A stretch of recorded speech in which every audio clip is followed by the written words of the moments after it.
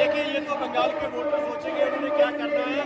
हम तो ये बताने आए हैं कि मोदी सरकार जो है उसने जो 3 कृषि कानून लाए हैं वो देश को बर्बाद करने वाले हैं, लोगों को बर्बाद करने वाले हैं, देश में भूखमरी फैलाएंगे और सारा खेती और खुराक को कारपोरेट के हवाले कर देंगे। इसलिए इनके खिलाफ खड़ा होना चाहिए और यही आह्वान लेकर हम बंगाल में आए। मोदी हटाओ।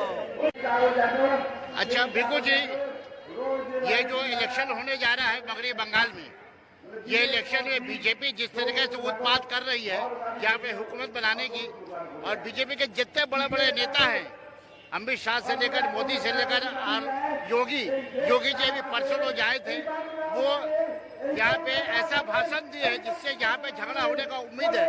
ऐसे में क्या कहना चाहेंगे आप? बांग्ला का हर नागरिक और वोटर ये सचेतन वोटर है, ये जागरूक वोटर है, ये जानता किसको वोट देना पड़ेगा। ये सांप्रदायिक जनशक्ति है जो हम लोग का हिंदू मुसलमान मिलाना चाहता, उड़ीसा विरोध में हमारे बांग्ला का जनता इकट्ठा है।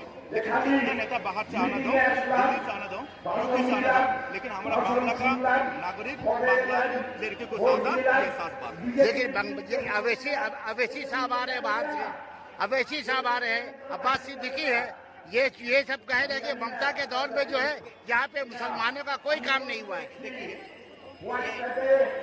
हमारा किसी का विरोध में या सांप्रदायिक विरोध में, हमारा के विरोध में लड़ना है तो हमको एक आस्था शक्ति चाहिए। बांग्ला का गवर्नमेंट का पार्टी है, तो ये शक्ति के पास और मुस्लिम को और बुद्धिस्ट और माइनॉरिटी को रहना चाहिए, क्योंकि वॉइस को देना चाहिए, आपस में वोट देना चाहिए। ये वोट हो जाएगा, बीजेपी का फायदा होगा, किसी का फायदा होगा, हम लोग का वोट डालना पड़ेगा। अच्छा, आपकी ये मान रहा है कि इस दफा का वोट जो है वो तरक्की कामों के लिए नहीं है बल्कि मजहब के ऊपर हो रहा है?